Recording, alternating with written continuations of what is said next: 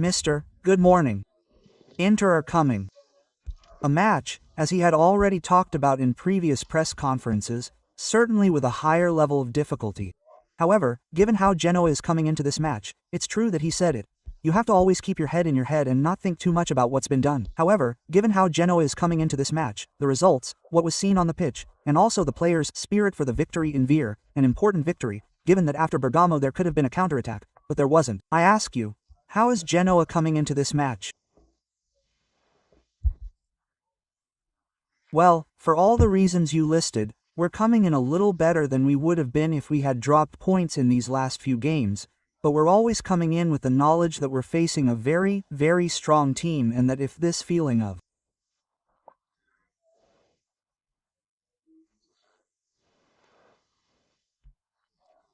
positivity that's there, that you can feel here in the city, here at the club, is transformed into arrogance or calm, into tranquility.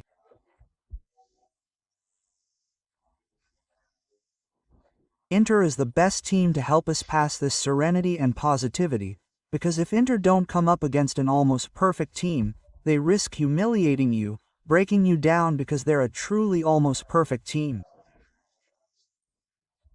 We've also seen them recently play against a very strong team like Como and they managed to score a lot of goals. They're a team that's angry because they lost a game they didn't deserve to lose with an episode that, no doubt, was ugly, it's clear. And so they'll be motivated for their goal, which is the championship, so we have to be perfect. And since your arrival, when you arrived here in Genoa, you said, I will always be honest with the team, referring to the fact that I will tell them if we will face an opponent more within our reach or a stronger opponent with honesty. You said, an Inter team is coming, which is a stronger team than that. You have seen the numbers, seen the squad, you have seen many, many reasons. So I ask you, what have you told the team or what will you tell the team to try to find a feat against a team like Inter? Yes, there is no need, I am not stupid. There is no need for me to tell them that Inter is stronger than us, that the Inter players are perhaps stronger than them and that the Inter coach is certainly better than me. And there is the league table and the status that are there to remind us of this. What we need to remember in these games is, on the contrary, a bit like what I mentioned in the previous ones, when I told them that I think we are stronger than Verona, but that we can lose to Verona if we don't play up to par. I don't think football is like that, it's not my opinion. Football has taught us, it has shown us many very strong teams losing to much weaker teams. I played football for 20 years in a good team, a team that was often strong. I lost to teams that were perhaps last in the standings or in difficulty and vice versa. In my career I have beaten teams that were much stronger than mine, both in the cups and in Italy. So every game can be won, every game has a reading that can lead you to have a magical evening, which would be for us, Sunday night. You need to be aware, you need to know your opponent, because it's not enough to say they are strong, the standings tell you so and anyone can say so. We need to understand why it is strong, when it is strong, in what situations it is strong, against what type of team it has always been strong in recent years, and against what type of attitude Inter comes out at its best. So, every strong team has its own reading to do and that is up to me. So if we make a mistake in reading it, it will be my responsibility, but they have to be perfect. Our players have to think they can beat a team that is so well prepared, so ready, so well aware, given that they have been playing at a very high level for years. Hi, mister. The results have been positive in any case. I ask you, they have been very positive too. I ask you, did you expect to be able to get into the minds of these guys in such a short time, who have made themselves fully available to work with you? And then I will also pass the floor to my colleagues. I also ask you how Ostegard is, if he can be rejoined. Thank you.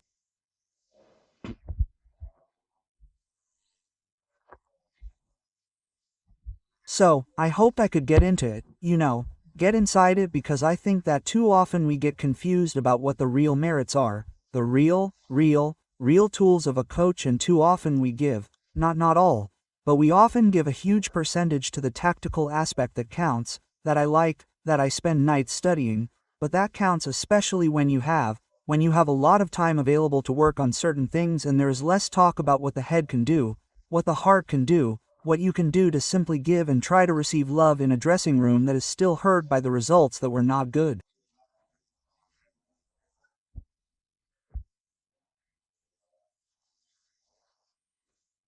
So the willingness I had was incredible, and not because I got into their heads, but because they decided to give us everything. When they give everything to me, obviously it is not just for me, but it is also because they are aware of how important this club is, of the fans behind it, and they are responsible for the situation. When it was negative they felt responsible, when it is a little better now and they are aware that they did their job, what they had to do.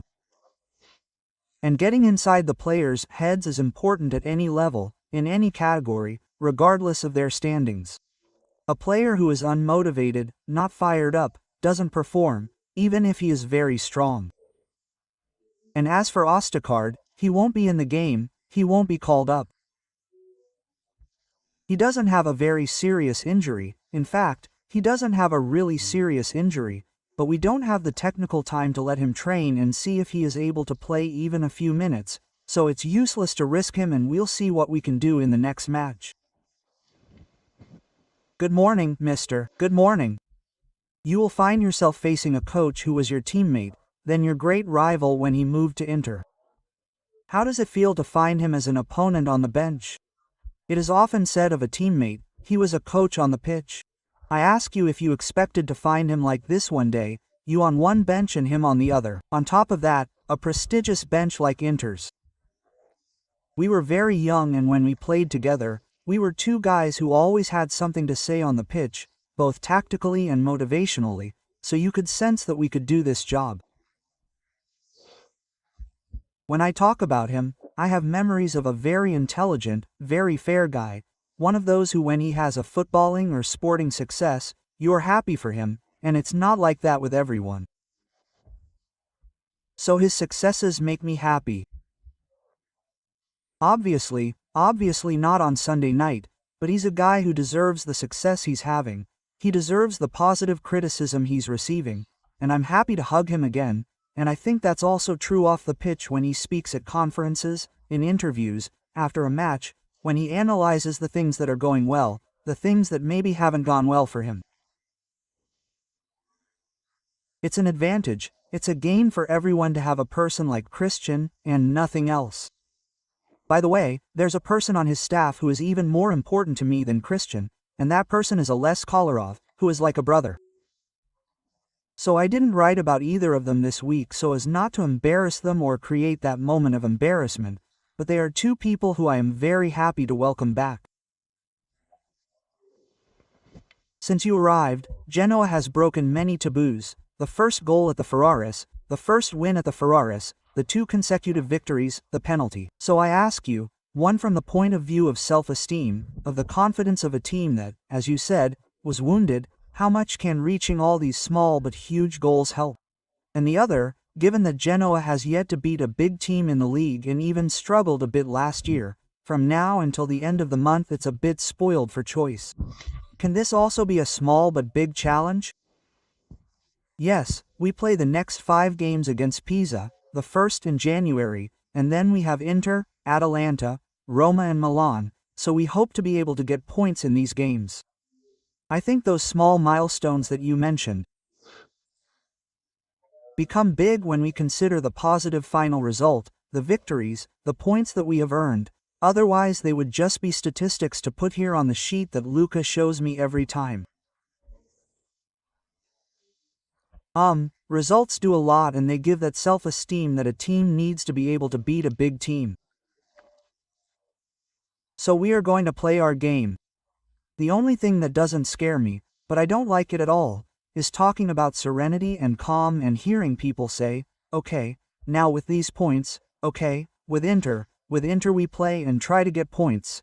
And no, if we lose it's not a tragedy, right? If we lose it's a tragedy. No game is a tragedy if you lose. No one dies if you lose, but let's go into the game with the mindset that if we lose it's a big problem. If we lose in front of our fans. If we lose we ruin a streak that is giving us great satisfaction, and we mustn't lose. Then, afterwards, if we lose, We are aware that no one has died, that the championship is long and that it is not, and that we are not blaming anyone, and that we will work to get lots of points from now on. But we are wearing the shirt of an important club in front of our fans who I think will be quite pumped up on Sunday night. Let's go into the game with the mindset that we will not lose. We must not lose. If we lose, it's a problem, right? That we are, but we are calm. We have gained the points, and if we had 50, you say maybe the atmosphere is different. We have 14 points and we still want to walk. Listen, mister, regarding the atmosphere, you also talked about the city a little while ago, about what the city center is like. You live the city a bit, and in some ways, you also wanted to be in the middle of the city, not to go far away. What has Genoa given you so far? It's just a gut feeling. Maybe from the first day when the pitch opened, from training, you could almost see a connection that blossomed immediately. Yes, I was given a lot of respect. I felt that right away. You forgot, no, how annoying I was on the pitch, how tough and hostile I was on the pitch, because that's how I interpret football, and I'm not talking about being a Genoa fan. I do it for Genoa. I've never liked these things. Today I do it for Genoa, tomorrow maybe I'll do it for another team. That's my way of interpreting football, both on the pitch and on the bench. It's a contrast and also being a bit edgy and grumpy, and they forgot how annoying it was to have me as an opponent, and they said they thought they immediately perceived that this spirit could be similar to them, or at least nice to have on their side. As for me, what gave me this, and so I'm happy about this. I'm not a cold person, I'm someone who thrives on these things. Even the other night at the store opening, a magnificent place apart, but we breathed another breath of Genoa red and blue air, but because after all, honestly I don't experience many of them. I come in here at 7:20, 7:30 in the morning, and I leave at 6 o'clock, once at 7 o'clock, once at 4 o'clock. I realized, after a month, that I've never seen my house with light, because it's always dark. So I said, there's also the terrace. And yet, I have experienced a positive atmosphere, which, of course, you know this city better than I do. It is also due to some of the positive results, because otherwise I don't think you will be as pleasant as in Rome, or in other cities. When things go badly, this love comes back in another form. Good morning, mister. I wanted to ask you, going back to Udine for a moment, but already watching the match with Inter, you were talking about Ostegard. I imagine that here it will be Oto's turn again, who in my opinion, if not one of the best, or the best, at both Bergamo and Udine, has been very close. It will be an important test also for this young guy, who is still young, coming back from an injury, but already in preseason he was one of the most comforting surprises. So, what progress can this guy still make? Well, he can make a lot because he is a very young guy. He is a player that I really like. I was already aware of his characteristics and qualities because, before coming here, he studied all the players, even those who were injured, and I interpret him.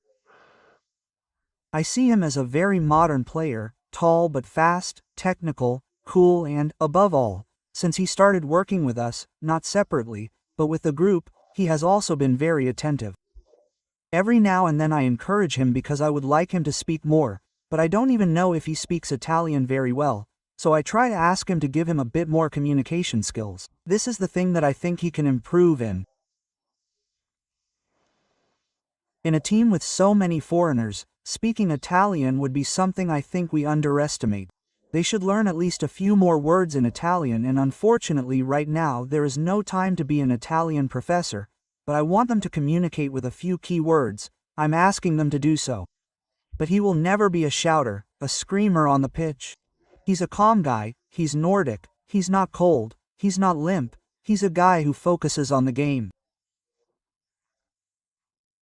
I like him a lot, but he's a calm guy. I would say, I don't know, he's calm, polite, like players who come from Scandinavia often are, but he's a player who has potential, even considering his age. It's incredible.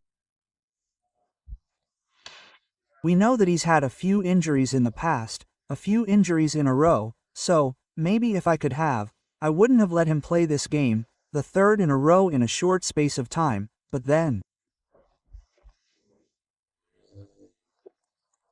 Leo's injury came into play and we have Stefano Sabelli who's been training really well, but we want to keep a few more centimeters in the three central defenders, so they'll play, all three of them, always. And instead, get Frendrop and Grombeck back. To be clear, I wanted to ask something about Inter, especially the one we saw against Como and partly also against Liverpool. No, I actually saw it at the stadium with Liverpool and I saw it in pieces with Como. And especially with Como, you could see that Noglu, who will probably not be there, was dropping deep in the build-up and alternating with Zielinski. I think that was one of the keys, one of many, that stunned Como right away. I realize that Inter are dangerous in many areas of the pitch, in all the individuals, but did you think of containing that specific dynamic of play in some way? I wanted to understand, if it could be one of the elements that could be contained. Yes, it is absolutely one of the elements that must be contained. They are players that must be contained, but unfortunately they do not have any weak points, they do not have any weak pieces, so sometimes if you want to be perfect against Inter and contain them and you find yourself with a bit of a short blanket, you are very aggressive. They are good at going to the attackers, developing play and turning the game around with 3 passes and they come and hurt you.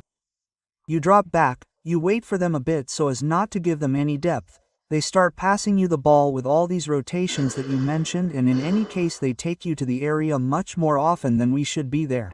It's a difficult match because they're not just a strong team, they're a team that also plays well and has been doing so since Simone Inzaghi was in charge. They have a lot of rotation, a lot of players. You find Bastoni playing as a striker, Di Marco changes the game with a touch on the other side, the midfielders who are all former attacking midfielders who have great ball control. It's a team, not to mention the forwards and the reserves of the forwards, because every now and then we talk about the 11, but, Boni and Pio Esposito would probably be starters in any Serie A team, so it's a strong team individually, but unfortunately it's also strong from a playing point of view, so to contain a pair of players like in this case a playmaker and a Mazzala, it takes a lot of teamwork and we also have to see based on our strategy if we'll be a bit more aggressive, if we'll be a bit deeper, if we'll be tighter, if we'll play here, if we'll play C, if we'll play with 3, in short, I'm not telling you everything. Let's hope that what we come up with works. Mister, good morning. Good morning. Let me go back to the previous match. When you made that change, Malinovsky Messias, many people's blood ran cold because it wasn't understood from this point of view. Can you explain it? Did you play with the highest PL or did Messias continue to play in place of Malinovsky? That was a move that really broke the bank. 3 changes and all 3 caused the goal. That means that the dressing room is in control. Look, apart from the dressing room in control, there's no need to control a dressing room made up of serious professionals. I don't do anything special with them. I bring on 3 players and they make my change into a brilliant change, but in the end I put in a quality player, a left-footed player, to play as a Mazzala, simply because I wanted to keep some quality in the middle of the pitch. He was starting to get tired and Messias had trained really well this week, so for me putting these 3 players together was almost natural. Against Fiorentina we had to keep the lead, against Verona we had to keep the lead, 2-1, and I put a striker and an attacking midfielder, which was Malinovsky, and we dropped back a bit. We started off a bit less often and I didn't want to create this pressure in our area. So we have a lot of quality players and for me they have to be put on the pitch. As long as they run, as long as they commit, because beyond the play that is the most obvious one that makes this change seem like a winner, there was an incredible participation from all 3 of them. Messias ran after everyone, he shot the ball into the stands, he played as a defender, he cared about it and so did Jeff Caleb. They participated, professionally and with their heads on entering the pitch, not just to try for the roulette that he then did, the assist, the shot, the lob. These are things that are part of the highlights, but a coach also notices the fact that it was Messias and Sol together in that move and Messias made a sprint to go and get that ball which he then smoothed out and led to the goal, so it is the intention that the players have. Maybe sometimes we will make many more similar changes, they will come on a bit more muted and it will seem less everything on my part, but they make our fortune in every way. Coaches depend on their players, and I am lucky because I have players who at least try to get in well, at least they have the intention and the attitude to try to get in well, then it will also happen that sometimes they will not succeed. Mr. I am confident. I am confident because there are 2 episodes. When you sat down, excuse me if I speak informally, when you sat on the Roma bench, the first game you lost was against Inter. But it was one of the best games of the championship that I remember without Angelino's own goal. It was most likely a draw, but you said something unusual. We need to stop Inter on the width. I will play in a particular way in a match, and all this was seen because Inter did not play on the flanks, which is their strength. Do you think you will repeat something lost? I am not interested in the numbers of players. No, I understand. With Roma, we often defended with 4 and we only had Stefano and Shira to play as the 5th because they occupy these widths with 5 in an incredible way. If you do not drop down with a player, it becomes difficult. Paolo does it. Paulo Dybala did it less due to his characteristics, and so Stefan did it. Here, we often start with 5 like them, so we'll be a bit more, already crushed against them, but we should be good. Instead, this time not to give them too much inside ball, because in inside ball, when you're closed on the outside, they'll often play inside with both the midfielders and with these balls directed to the 2 forwards. So this is another key to understanding, and I'm confident too. I'm confident not because of what I have in mind to do, regarding Inter's way of playing. I'm confident because I'm coaching a strong team and I'll be playing at home in a stadium that I really like, an atmosphere that I think is also a bit